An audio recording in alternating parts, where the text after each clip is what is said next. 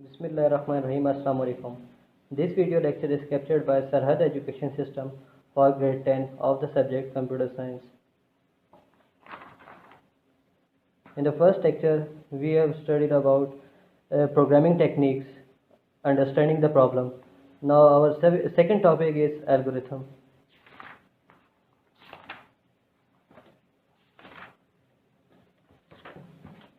First lecture में हम लोगों ने प्रॉब्लम के बारे में डिस्कस किया था कि कैसे हमारे पास प्रॉब्लम आती है और उसको हम लोग किस तरह टैकल करते हैं। उसके लिए हम लोगों ने मुख्तलिफ क्राइटेरियाज रखे थे, सोल्यूशन प्लान किया था। अब सेकंड स्टेप में हम लोग देखते हैं कि एल्गोरिथम क्या होता है। एल्गोरिथम हमारे पास स्टेप्स होते हैं, लिस्ट ऑफ स्टेप्स होते हैं जिसके थ्रू हम लोग अपनी प्रॉब्लम को सॉल्व कर सकते हैं। जैसे कि यहाँ पे लिखा है, an algorithm is a well defined list of steps for solving a particular problem. Informally, an algorithm is any well-defined computational procedure that takes some values, a set of values, and produces an output. अब यहाँ पे हमारे पास set of values होती हैं as an input, और उसी तरह हमारे पास set of values होती हैं जो उसका output हमें देती हैं। An algorithm is thus a sequence of computational steps that transforms the input into the output. अब ये कहते हैं कि अब इससे हमें पता चलता है कि एल्गोरिथम हमारे पास सीक्वेंस ऑफ कंप्यूटेशनल स्टेप्स होते हैं, कंप्यूटेशंस होती हैं जिससे हमारे इनपुट से हमें आउटपुट मिलता है। We can also review an algorithm as a tool for solving a well specified computational problem. अब कहते हैं कि हम लोग एल्गोरिथम को एक टूल भी ले सकते हैं, टूल के तौर पे ले सकते हैं। किस लिए? अपनी प्रॉब्लम सॉल्व करने के लिए। Role of algorithm in problem solving. अब कहते हैं कि हमारे पास एल्गोरिथम का रोल क्या है प्रॉब्लम सॉल्विंग में। अब यहाँ पे इस पैराग्राफ में इन्होंने हमें बताया हुआ है कि एल्गोरिथम हमारे पास अच्छा इसलिए क्योंकि ये हमारी प्रॉब्लम को डिवाइड करते हैं स्टेप्स बाय स्टेप्स। तो इस यहाँ पे इसे लिखा हुआ है डिवाइड एंड रूल, जो हमारे पास एक बहुत ही फेमस रूल है कि कोई भी आपके पास बड़ी प्रॉब्लम हो उसको आप छोटे स्टेप्स में डिवाइड कर लें और फिर छोटे छोटे स्टेप्स को सॉल्व करके उस प्रॉब्लम का हम लोग हल निकाल सकते हैं। जिस तरह इन्होंने यहाँ पे एक एग्जांपल दिया, for instance let we take an example of finding the average of 20 numbers.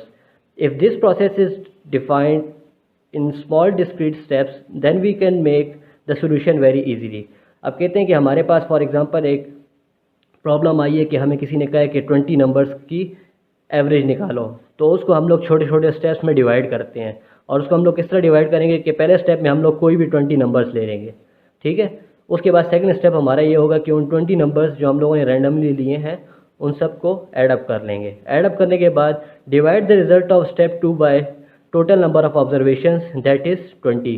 अब कहते हैं जो हमारे पास 20 नंबर्स हमने लिए थे उनका हम लोगों ने जो उनको जब ऐड किया उनका जो रिज़ल्ट हमारे पास आया उसको हम लोग डिवाइड करेंगे टोटल नंबर ऑफ ऑब्जर्वेशंस से। टोटल नंबर ऑफ ऑब्जर्वेशंस क्या है? जो हमारे पास टोटल नंबर्स ऑफ हम लोगों ने नंबर्स लिए थे। फॉर एग्जाम्पल हम लोगों ने 1 से लेकर 20 तक नंबर्स लिए, उनको हम लोगों ने ऐड किया, तो ऐड करने के बाद 20 पे हम लोग डिवाइड करेंगे तो हमारे पास एवरेज आ जाएगी। फोर्थ स्टेप में क्या है? The average will be calculated, कि हम लोगों ने इस तरीके से एवरेज निकाल दी। Criteria for measuring efficiency of an algorithm. अब कहते हैं कि हम लोग फॉर एग्जांपल एक प्रॉब्लम है उसके हमारे पास मुख्तलिफ तरीके हैं सॉल्व करने के। तो इसी तरह एल्गोरिथम क्या होता है कि एक प्रॉब्लम होती है, हमारे पास मुख्तलिफ स्टेप्स हैं जिनको फॉलो करके हम लोग उस प्रॉब्लम का सोल्यूशन निकाल सकते हैं। कहते हैं कि अब हम लोग एफिशिएंसी किस तरह मालूम करेंगे, किस तरह हमें पता चलेगा कि ये कौन सा वाला एल्गोरिथम हमारे लिए अच्छा है। In computer science efficiency is used to describe properties of an algorithm relating to how much of various type of resources it consumes. अब कहते हैं कंप्यूटर साइंस में एफिशिएंसी उन प्रॉपर्टीज़ को कहते हैं कि हमारा एल्गोरिथम कौन कौन सी हमारी रिसोर्सेज को कंज्यूम करके किस तरीके से हमें रिजल्ट देता है, आउटपुट देता है। अब कहते हैं इसको हम लोग काउंटर करने के लिए दो चीज़ें हम लोग जहन में रखते हैं कि कौन सा एल्गोरिथम हमारे पास अच्छा है। पहला है हमारे पास स्पीड और रनिंग टाइम और दूसरा है स्पेस। अब स्पीड और रनिंग टाइम हमारे पास क्या है कि हमारे पास फॉर एग्जांपल 2 एल्गोरिथम्स हैं और दोनों से हम लोग प्रॉब्लम सॉल्व कर सकते हैं। लेकिन पहला एल्गोरिथम हमारे पास हमें आउटपुट देता है 10 मिनट्स में और दूसरा हमें आउटपुट देता है उसी प्रॉब्लम का 15 मिनट्स में। तो हमारे पास पहला एल्गोरिथम इसलिए अच्छा है क्योंकि उसकी स्पीड भी अच्छी है, रनिंग टाइम भी अच्छा है, उसने हमें जल्दी रिजल्ट दिया है बनिस्बत दूसरे के जिसने 5 मिनट्स हमसे एडिशनल लिए हैं लेकिन रिज़ल्ट हमें वही प्रोवाइड किया है। इसके बाद हमारे पास दूसरी इसकी प्रॉपर्टी जो है वो स्पेस है। अब फॉर एग्जांपल जिस तरह मैंने आपको बताया हमारे पास 2 एल्गोरिथम्स हैं। अब पहले एल्गोरिथम से हमारे पास 10 मिनट में प्रॉब्लम सॉल्व हुई और दूसरे से 15 मिनट में। तो पहले वाले की जो स्पेस कंजम्पशन है वो है फॉर एग्जांपल 100 MB और सेकंड वाले की स्पेस कंजम्पशन है 110 MB। तो पहले वाले ने स्पेस भी कम ली, टाइम भी कम लिया। तो इससे हमें पता चलता है कि एफिशिएंसी जो हमारे पास पहला एल्गोरिथम था उसकी एफिशिएंसी ज़्यादा है। Furthermore its efficiency can be measured on the basis of following factors. अब कहते हैं कि हम लोग किसी भी एल्गोरिथम की एफिशिएंसी मुख्तलिफ बेसिस पे, मुख्तलिफ फैक्टर्स पे हम लोग देख सकते हैं, जो कुछ यूँ हैं। अब पहला हमारे पास है इनपुट नीडेड। अब कहते हैं कि हमारा एल्गोरिथम इस चीज़ पे डिपेंड करता है कि ये काम जल्दी करेगा या देर से, कि हमें किस हिसाब से इसका इनपुट मिल रहा है। फॉर एग्जांपल यहाँ पे इन्होंने लिखा हुआ है जिस तरह multiplying huge matrices takes longer time than multiplying small ones. An algorithm might take different amount of time on inputs of the same size.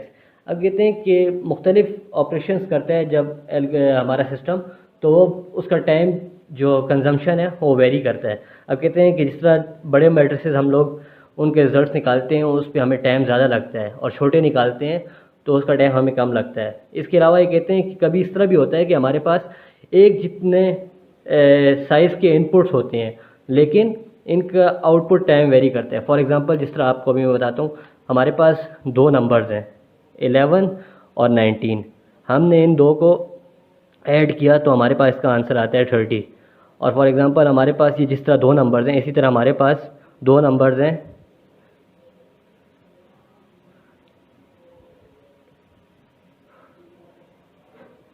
अब इनका साइज़ एक जितना है, ये भी हमारे पास दो हैं, यहाँ पे भी दो हैं, लेकिन इसकी कैलकुलेशन में हमें टाइम लगेगा। क्यों? क्योंकि इनका साइज़ तो एक जितना है लेकिन इनके यहाँ पे हमारे पास 2 डिजिट्स हैं और यहाँ पे हमारे पास 6 डिजिट्स हैं। तो इसी तरह हमारे एल्गोरिथम में भी मुख्तलिफ़ किस्म के इनपुट के ऊपर ये डिपेंडेंट होता है कि जितना इनको इनपुट मिलता है उस हिसाब से इनका आउटपुट निकलता है। अब इसके बाद सेकंड फैक्टर जो हमारे पास है प्रोसेसिंग टू बी कंप्लीटेड। अब इसमें हमारे पास ये, जिस तरह मैंने आपको पहले बताया कि हमारे पास मुख्तलिफ एल्गोरिथम्स होते हैं, मुख्तलिफ कंप्यूटेशनल टाइम उनका होता है। तो यहाँ पे वही बात हो रही है कि प्रोसेसिंग टू बी कंप्लीटेड कि कितने टाइम में हमारा एल्गोरिथम हमें आउटपुट देता है, कितने टाइम में हमें रिजल्ट देता है। तो ये प्रोसेसिंग टाइम पे भी डिपेंड करता है, ये बड़ा इंपॉर्टेंट फैक्टर है। इसके बाद है decision to be taken. Problem solving and decision making are important skills to improve the efficiency of an algorithm and get optimal results. अब कहते हैं कि हमारे एल्गोरिथम जो है उसके डिसीजन मेकिंग पे भी बड़ा डिपेंड होता है कि हमारा आउटपुट कितने टाइम में आएगा और किस तरह हमें आउटपुट मिलेगा। अगर हमारा लॉन्ग तरीके से जाकर कोई रिज़ल्ट निकालने की कोशिश करेगा हमारा एल्गोरिथम, तो वो टाइम भी ज़्यादा लेगा। तो इसीलिए उन्होंने कहा है कि प्रॉब्लम सॉल्विंग और डिसीजन मेकिंग। अब हमारे एल्गोरिथम ने डिसीजन लेना होता है कि मैंने कौन से स्टेप्स को फॉलो करके आंसर निकालना है। इसके बाद है output to be provided. An algorithm is said to be correct if for every input instance it ends with the correct output. अब कहते हैं कि हमारे पास फॉर एग्जांपल दो एल्गोरिथम है और पहला वाला दूसरे वाले से तेज़ काम कर रहे हैं, लेकिन पहला वाला हमें आउटपुट, उसका रिज़ल्ट जो है हमारे इनपुट का वो गलत दे रहा है।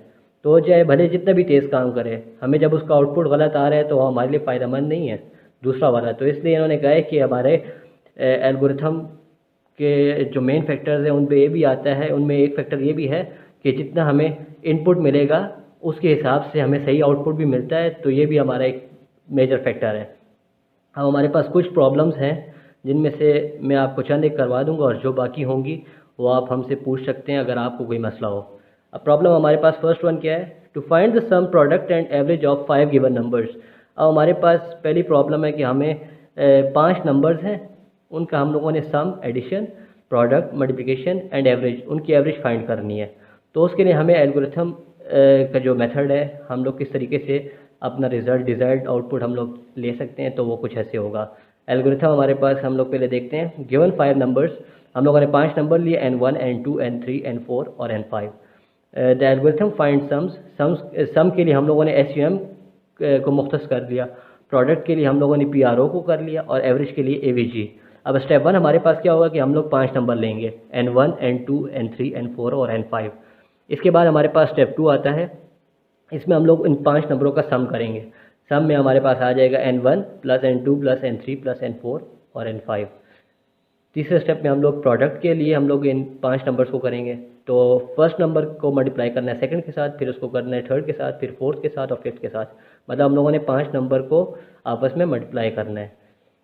स्टेप 4 हमारे पास आता है कि हम लोगों ने एवरेज फाइंड करनी है 5 नंबर की। तो हमारे पास जो सम से 5 नंबर्स का रिजल्ट आएगा उनको नंबर ऑफ ऑब्जर्वेशन, जिस तरह के हमारे पास 1 2 3 4 5 ऑब्जर्वेशन है, उसको 5 पे डिवाइड करना है। तो इस तरह हमारे पास एवरेज आ जाएगी। स्टेप 5 हम लोग क्या करते हैं कि हम लोगों ने इसका जो हमें शो होना चाहिए स्क्रीन पे आउटपुट, तो वो किस तरह शो होगा कि हम लोग सम, प्रोडक्ट और एवरेज की वैल्यूज़ डिस्प्ले करने के लिए स्टेप 5 में हम लोग जाएंगे। और स्टेप 6 हमारे पास क्या होगा, एग्जिट। मतलब हम लोग जब प्रोग्राम ख़त्म हो जाए तो इसके बाद हमें बस लॉग आउट कर दे, एग्जिट कर दे। हमारे पास एक और प्रॉब्लम जिस तरह आती है कि हम लोगों ने डिस्प्ले करना है लार्जर नंबर 3 गिवन नंबर्स में से जो अनइक्वल है। अब कहते हैं कि जिस तरह हम लोगों ने लास्ट एग्जांपल में 5 नंबर लिए N1 N2 N3 N4 N5, इस तरह हम लोग 3 अनइक्वल नंबर्स लेते हैं यहाँ पे N1 N2 और N3। This algorithm finds the largest LARG, largest के हम लोगों ने LARG का से जो मुख्तस किया हम लोगों ने number out of the 3 numbers. हमारे पास 3 नंबर्स हैं। स्टेप 1 हमारे पास आ जाएगा रीड N1 N2 और N3। स्टेप 2 में अगर हमारे पास आ जाएगा if N1 is greater than N2 and N1 is greater than N3 then set large is equal to N1। अब इसके लिए हम लोग देखते हैं। फॉर एग्जांपल हमारे पास 3 नंबर हैं। हमारे पास N1 इक्वल टू 12 हो गया, N2 इक्वल टू 10 हो गया, N3 इक्वल टू 8 हो गया। अब कहते हैं कि अगर हमारे पास N1 जो है ग्रेटर देन N2 है, जो वाकई में ही 12 ग्रेटर है 10 से, और फिर कहते हैं N1 is greater than N3। ये भी करेक्ट है क्योंकि N1 जो है हमारे पास 12 है और N2 हमारे पास 8 है। तो कहते हैं फिर हम लोग N1 को क्या कर लेंगे, set large is equal to N1। तो हम लोग N1 को लार्ज कंसिडर करेंगे। एल्स इफ कहते हैं इसके अलावा अगर N2 is greater than N3, अगर N2 हमारे पास ग्रेटर है N3 से, तो सेट कर लेंगे लार्ज N3 को। फॉर एग्जांपल हम लोगों ने एक और N1 equal to N2 equal to N3 equal to, हमारे पास N1 10 हो गया, N2 12 हो गया, N3 हमारे पास 8 हो गया। कहते हैं कि अगर हमारे पास N2 ग्रेटर देन है N3 से, हमारे पास पहली कंडीशन फेल होगी। N1 ग्रेटर देन N2 नहीं, हमारे पास ये नहीं है। N1 फिर N3 से ग्रेटर का कोई बात ही नहीं बनती। फिर आते हैं हमारे पास N2 is greater than N3। अगर N2 N3 से ग्रेटर है, N2 वाकई में ही N3 से ग्रेटर है, 12 इज़ ग्रेटर देन 8, तो हम लोग सेट करेंगे N2 को लार्ज। इसी तरह हम लोग फिर देखते हैं एल्स, कहते हैं कि अगर ये भी नहीं है, इस तरीके से हमारे पास N2 भी ग्रेटर नहीं आता, फिर हम लोग करेंगे N3 को लार्ज हम लोग कंसिडर करेंगे। एंड ऑफ इफ स्ट्रक्चर्स, ये आगे आगे हम लोग पढ़ेंगे कि ये इफ स्ट्रक्चर्स और इफ एल्स और वाइल इफ वगैरह के आगे स्ट्रक्चर्स आएंगे, वो हम लोग पढ़ेंगे। तो यहाँ पे हमारे पास इफ स्ट्रक्चर्स ख़त्म हो जाता है। इसके बाद स्टेप 3 हमारे पास आ जाता है कि हम लोगों ने आउटपुट देना है कि N1 हमारे पास लार्ज आता है, N2 आता है या N3 आता है, तो राइट लार्ज। तो हम लोग यहाँ पे रिज़ल्ट दे देंगे और स्टेप 4 में हमारे पास ये ख़त्म हो जाएगा। इसी तरह बॉयज़ एंड गर्ल्स हमारे पास मुख्तलिफ प्रॉब्लम्स हैं, problem 2 3 4 up to problem number 20, जो हमारे पास पेज नंबर 19 पे जाके ख़त्म होती है। आप घर में ये प्रॉब्लम्स खुद ही रीड आउट करें, आप इनके ऊपर प्रैक्टिस करें। अगर आपको कोई इस पे मसला हो तो फिर आप हमारे जो कंसर्न व्हाट्सएप ग्रुप्स हैं उनमें आप इनके बारे में हमसे पूछ सकते हैं। Thank you very much.